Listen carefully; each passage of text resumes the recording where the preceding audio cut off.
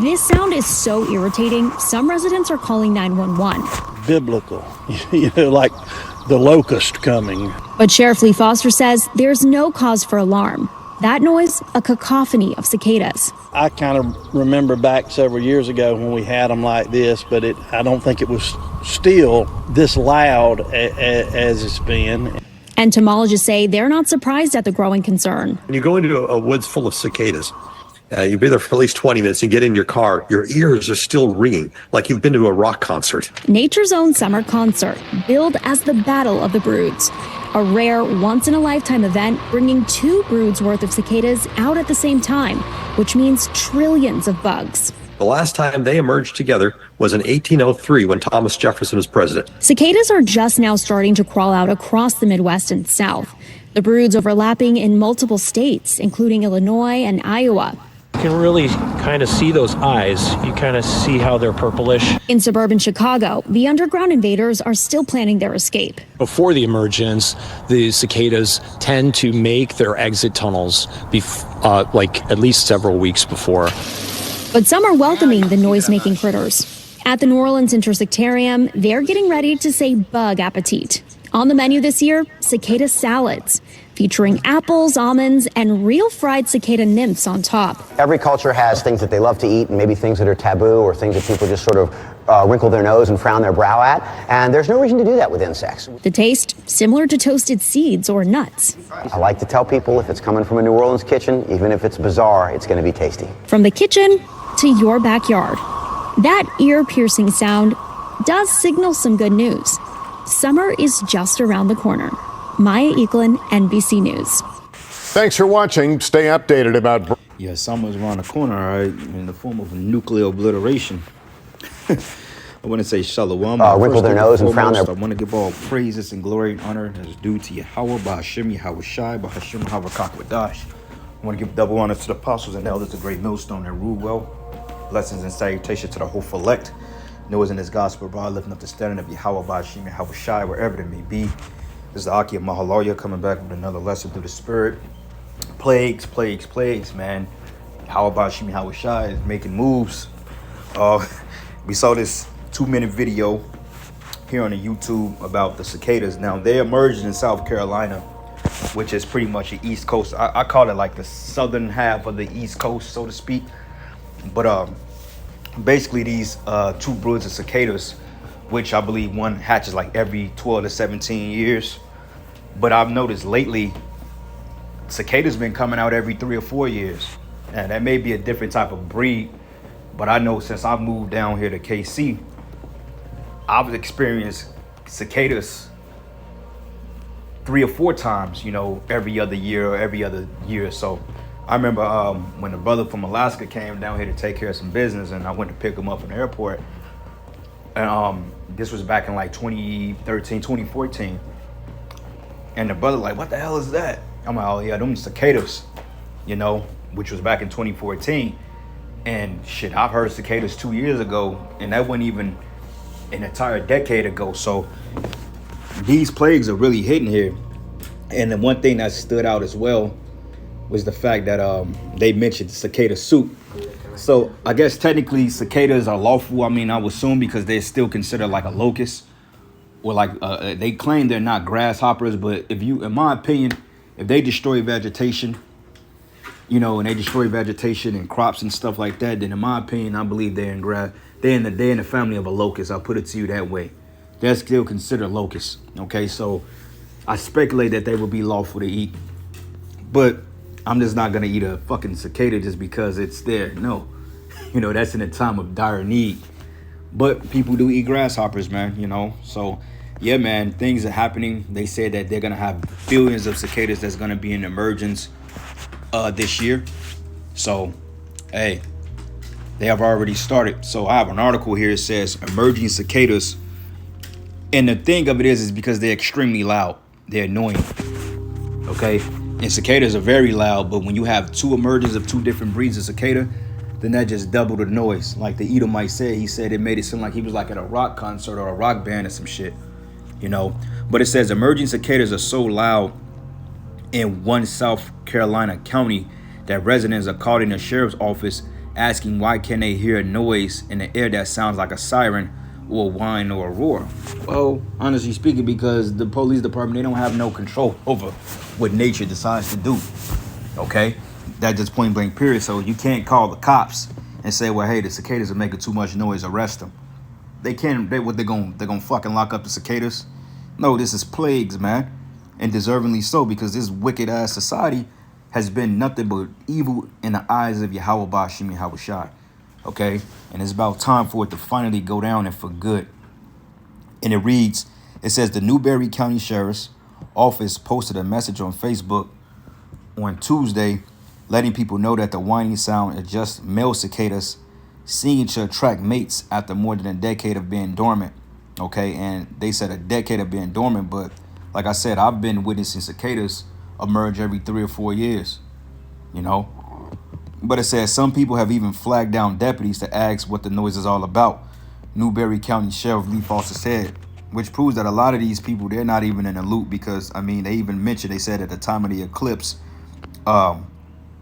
people are gonna, well, they said at the time of the eclipse, they said that cicadas are gonna start emerging across the Midwestern states, you know. So here we go. All right, so let's go here. Let's look up some more information. C8 cicadas map 2024.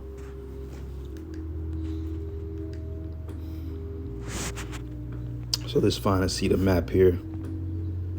Like it says, trillions of periodical cicadas would emerge from the ground this spring, bringing with them that loud buzzing and molted exoskeletons. It says, here's where you would be able to see cicadas in the U.S. and where some have already emerged. And I believe that they're going to start emerging. They started emerging last month during the time of the eclipse this month. And I believe like the last die-off may be like in June, if I'm not mistaken from what I've read. It says there are two groups of periodical cicadas that emerge every 13 years and those that emerge every 17 years. But most of their lives, cicadas live underground and then emerge once the soil reaches 64 degrees. Okay, it says this both the 13-year and the 17-year cicada will emerge, arriving in numbers that have not been seen in generations. So let's see if they put up the map, man. Okay, you got Brood, what is that, 13? Brood 13. And then what is that, 10? What is that? I think that's maybe 14 if I'm not mistaken. Let me see if I can find a map. Okay, here we go. This is the map. Okay, so you have two different types of broods, right? So we had brood, what's that? 5, 6, 7, 8 that emerged in 2019. We had brood, I think that may be 6 if I'm not mistaken. No, I think that may be, no, Salakia. My Roman numerals all fucked up. I used to know them, I don't know them no more. But that's 1, 2, 3, 4, 5, 6, 7, 8, that's 9. 1I9, 2020, 10X, 2024, 13, and then you got 14, which is to emerge in 2025. So these are the 17-year cycle cicadas. But these are all the states, so shit, they're gonna totally swarm Chicago. Illinois, you got Indiana, you got Ohio. Okay, you got parts of Pennsylvania here, you got the tri-state New York area, a little bit in Texas, you got Missouri. Oh yeah, we're gonna see it as well. And let me see, the dark green represents, oh wow. So yeah, man, it's getting ready to be a lot of disruptions here, okay? Because people may bug out, and we know women, they don't like bugs, insects. But nonetheless, this is just the plagues that Yahweh Bashim Yahweh Shai is starting to bring. So when you go to Exodus, the 10th chapter, also the precept is Joel 1 and 2 through 4, which we actually brought that out in the last lesson, but we could bring this out. And I'm gonna start at verses. Let's start at verses 4. It says that which the palmer worm have left, have the locust eaten, and that which the locusts have left, have the cankerworm eating, and that which the cankerworm eating have left, the caterpillar eating, which basically goes into your vegetation totally being destroyed, your crops. You know, like they call the Midwest the breadbasket of the world, but crops are failing, man. You know, especially when you have these overly hot summers. This is just a mess. But this is Exodus 10:1. It says, and Yahweh said unto Moses, go in unto Pharaoh, for I have hardened his heart and his heart of his servants, that I may show thee my signs before him. And the modern day Pharaoh is the form of these Edomites, these devils. And it says that thou mayest tell in the ears of thy son and thy son's son what things I have wrought in Egypt, and my signs which I have done among them, that ye may know how I am Yahweh.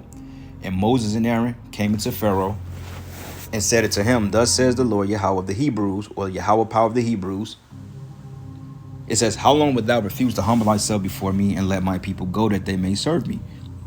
Else if thou refuse to let my people go, behold, tomorrow I will bring the locusts into thy coasts, and they should cover the face of the earth, that one cannot be able to see the earth, and they should eat the residue of that which is escaped, which remaineth unto you from the hell, and should eat every tree which groweth for you out in the field.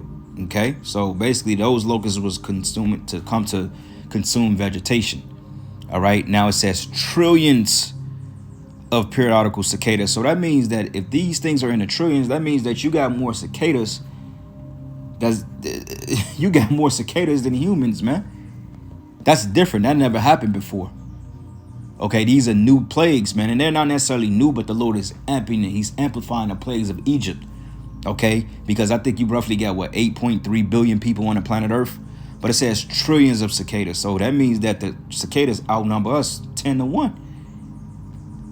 You know, so let's look up some of these. Do cicadas eat vegetation? Eat crops. Okay, so this is where it gets tricky, right? This is where it gets Esau, he likes to be the devil. It says cicadas aren't a plague of locusts, which that's a damn lie. It says in some areas people call cicadas locusts, but cicadas don't eat crops like locusts. It says they only drink trees. Most trees will be fine. Smaller trees are more vulnerable, but they can easily be protective of netting. But regardless of it, they're still eating a form of vegetation. You have vegetation that grows off trees. You got leaves. You got particular fruit trees, man. So what the hell are you talking about? It says cicadas feed on tree sap, which may lead to weakened branches or foliage.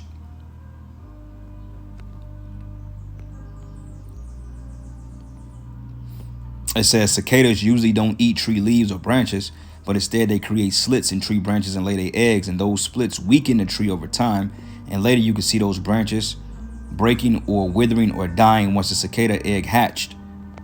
So regardless, they still do damage to particular vegetation, you know. And this ain't even nothing, man. It's just the fact this is just gonna be a nuisance. But Yahweh Shai will raise up locust eating or vegetation eating locusts, man. These things will happen. All right. But it says here, and they should cover the face of the earth. Read that. It says, and they shall fill thy houses and the houses of all thy servants and of the houses of all the Egyptians, which neither thy fathers nor thy fathers' fathers have seen, since the day that they were upon the earth unto this day. And he turned himself and went out from Pharaoh. Okay. And that's basically the warning that Yahweh Shai brought to those Egyptians because they had us in captivity. Same thing now, but the only thing is we know that Esau ain't gonna let us go. Okay, Yahweh Shai is gonna have to come and loose us from this devil's hands because he's not gonna let us go.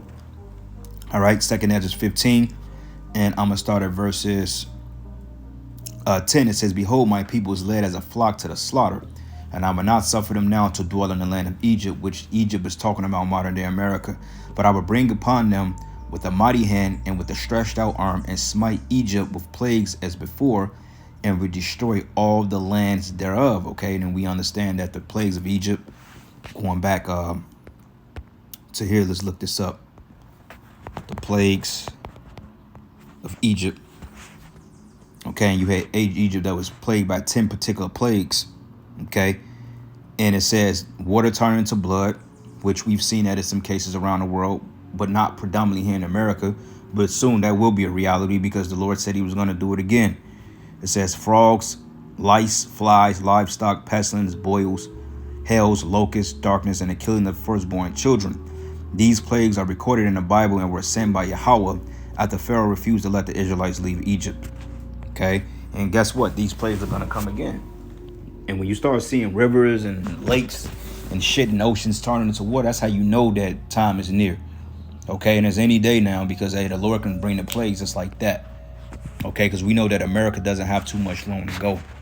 And, you know, he's going to destroy this place. And it says, in Egypt shall mourn, and the foundation of it should be smitten with the plague and the punishment that the Most High shall bring upon it. And they that till the ground shall mourn, for their seed shall fall through with the blasting of hell and with the fearful consolation. Like the storms we had, like Oklahoma, Kansas, Iowa, Missouri have been getting, Texas been getting rocked by tornadoes these last couple of days. Okay, I mean, crazy tornadoes, man. I mean, people are capturing the footages of these tornadoes, and they're frightening to behold, to say the least. You see? So the Most High is not one to be trifled with. All right? Evil angels. Psalm 78:49. I'm trying to find a reference when he bought the locusts or the plagues. Yep, here we go here. Yep. This is the book of Psalm 78.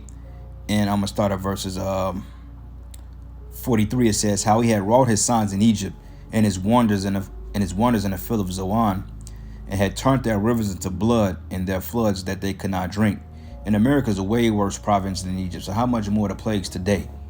Okay, when these rivers and oceans and shit start turning red here in Babylon the Great, then hey, man, that's going to really shake a lot of people up. And honestly speaking, I'm looking forward to that. You know, any day now. Yahweh Shem Yahweh Shah, Babaku Shah, man. You know, but it says, and turned the rivers into blood and their floods that they could not drink. And he sent diverse sorts of flies among them. You could say locusts, you could say cicadas, which devoured them, and frogs, which destroyed them. He also gave their increase into the caterpillar, and their labor to the locusts, meaning all the things that we labored and that those Egyptians toiled for. Hey, it was null and void, because, you know, the grasshoppers and the locusts came to destroy them. All right, and it says, and he destroyed their vines with hell, and their sycamore trees with frost, and he gave up their cattle also to the hell, and their flocks to hot thunderbolts. And he cast upon them the fierceness of his anger, wrath, and indignation, and trouble, by sending evil angels among them. And he made a way to his anger, and he spared not their soul from death, but gave their life over to the pestilence, and smote all the firstborn in Egypt, and the chief of their strength in the tabernacles of Ham. Okay, so that's the point I wanted to make. But I want to look at one more thing, then we end it.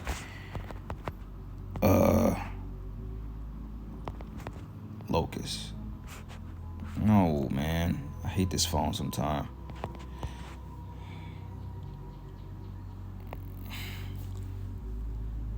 Locust, grasshoppers, man. And you know what? These things are fucking huge. Like, I remember when I was staying at my first place when I moved out here, and it was in the spring of like 2012, 2013, something like that. And I mean, these things were like in front of our door, like, because it was a storm door to get inside the building. I used to go through the back way because my apartment was in the back. I had to go up the back way. And coming into the back door, man, I mean, you had like these things, they may have been like 1.5 feet, 2 feet, like these big grasshopper looking things, and they were just on the walls, just crawling, grasshoppers everywhere, you know. And locusts in the ancient world were huge, man. Okay, it wasn't like no little baby grasshopper. A locust could have been probably the size of your arm then, because remember, people were bigger. So when you have these giant looking grasshoppers that's flying across your face, they're gonna do damage, man. Okay, the world's biggest grasshopper or locust.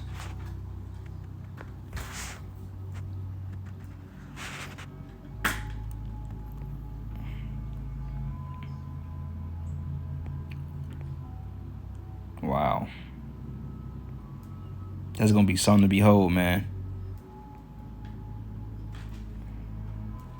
Golly. Look at that. That's crazy. You think the fucking nigga woman going to be able to deal with that? Hell nah. I don't even know if we want to deal with that. But we going to be protected from that, man. Because we know grasshoppers are usually harmless. But when these things land on you, that shit hurt. You know? It hurts, but usually they're pretty harmless. But the Most High gonna put a spirit on these things to do major damages to you people, man. It was this one Pokemon called Scyther. He was basically like a praying mantis. Yeah, y'all don't want no smoke with that. But anyway, I'm going to end it there, giving all praises and glory and honor that's due to Yahweh Ba'ashim Yahweh Shai. And with that, Lord's will you edify it to the next lesson. Shalom.